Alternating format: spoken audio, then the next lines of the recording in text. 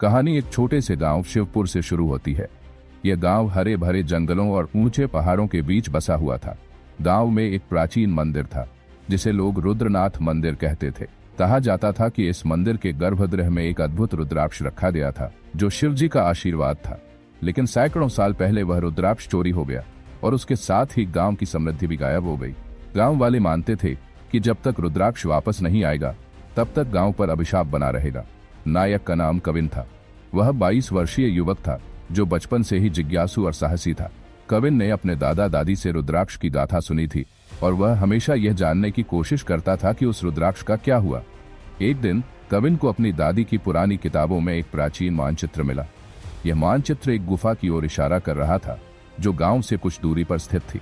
इस गुफा का नाम काल गुफा था। कहा जाता था कि यह गुफा शापित है और वहां जाने वाले कभी वापस नहीं लौटे। लेकिन मानचित्र के अनुसार यही वह जगह थी जहां रुद्राक्ष छिपा हुआ था। कविन ने मानचित्र को ध्यान से देखा और अपने सबसे अच्छे दोस्त नीरज को यह बात बताई। नीरज एक बुद्धिमान और व्यावहारिक व्यक्ति था, लेकिन उसमें कविन जितनी हिम्मत नहीं थी। नीरज ने पहले तो मना किया, लेकिन कविन के हठ और जिज्ञासा के आगे उसे मानना पड़ा। उन्होंने साथ में यात्रा की योजना बनाई और कुछ जरूरी सामान, टॉर्च, रस्सी, खाने पीने का सामान और एक छोटा खंजर तैयार किया। सुबह होते ही दोनों दोस्त जंगल की ओर निकल पड़े। मानचित्र के निर्देशों का पालन करते हुए वे धीरे धीरे गुफा के पास पहुंच गए। यह जगह बेहद डरावनी और सन्नाटे से भरी हुई थी।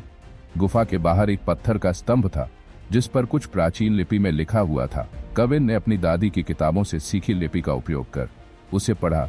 जो सत्य के पथ पर है वही यहाँ प्रवेश करे, लेकिन सावधान, झूठ और भय यहाँ मृत्यु बनकर आते हैं। गुफा के भीतर कदम रखते ही चारों ओर घना अंधेरा छा गया। जैसे ही उन्होंने अपनी टॉर्च जलाई, गुफा की दीवारों पर अद्भुत नक्काशी दिखाई दी। यह नक्काशी देवी देवताओं और दानवों की थी। अचानक नीरज को लगा कि किसी ने पीछे से उसे छुआ। उसने पीछे मुड़कर देखा, लेकिन वहां कुछ नहीं था। कविन ने उसे शांत रहने को कहा और आगे बढ़ने का इशारा किया। गुफा के अंदर जाते ही एक तीखी आवाज गूंज उठी। कौन हो तुम? यहाँ क्यों आए हो? यह आवाज हवा में गूंजती रही, लेकिन कोई दिखाई नहीं दिया। कविन ने साहस जुटाकर कहा, हम सत्य की खोज में हैं। आवाज शांत हो गई और उनके आगे का रास्ता खुल गया। गुफा के अंदर पहला कक्ष ब्रह्म का दालान था। जैसे ही दोनों ने उसमें कदम रखा, वे अचानक अलग अलग स्थानों पर पहुंच गए। कविन को ऐसा महसूस हुआ जैसे वह गांव में वापस आ गया हो, लेकिन कुछ अलग था। वहीं नीरज ने खुद को एक सुनसान रेगिस्तान में पाया। दोनों को समझ आ गया कि यह एक माया जाल है। कविन ने अपनी आंखें बंद की और मन ही मन शिव का ध्यान करना शुरू कर दिया। थोड़ी देर बाद माया छटने लगी और वह वापस गुफा में आ गया। नीरज ने भी वही किया और वह भी सुरक्षित निकल आया। आगे का रास्ता एक विशाल खाई की ओर जाता था जिसमें जलती हुई लपटें उठ रही थीं। खाई को पार करने के लिए एक पतला और हिलता हुआ पुल था। कविन ने हिम्मत करके पहला कदम रखा, लेकिन तभी पुल जोर जोर से हिलने लगा। अचानक एक आग का गोला उनकी ओर बढ़ने लगा। कविन ने तेजी से कूदकर उसे बचाया। नीरज ने भी किसी तरह पुल पार किया। आखिरी कक्ष में दर्जनों विशाल नाग घूम रहे थे। उनके बीच में एक सुनहरा पेडस्टल था जिस पर रुद्राक्ष रखा हुआ था। लेकिन जैसे ही कविन ने कदम बढ़ाया, नागों ने फुफकारना शुरू कर दिया। कविन ने समझ लिया कि नाग उनके भय को भाप रहे हैं। उसने शांत मन से एक मंत्र का उच्चारण किया जो उसने अपनी दादी से सीखा था, ओम नमः शिवाय। मंत्र सुनते ही नाग शांत हो गए और एक एक करके रास्ता देने लगे।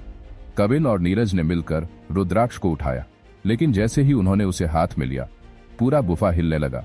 दीवारें गिरने लगीं और उनके पास भागने के अलावा कोई चारा नहीं था। वे दौड़ते हुए गुफा के बाहर आए, लेकिन आखिरी क्षण में एक विशाल पत्थर का टुकड़ा गुफा का प्रवेश द्वार बंद कर गया।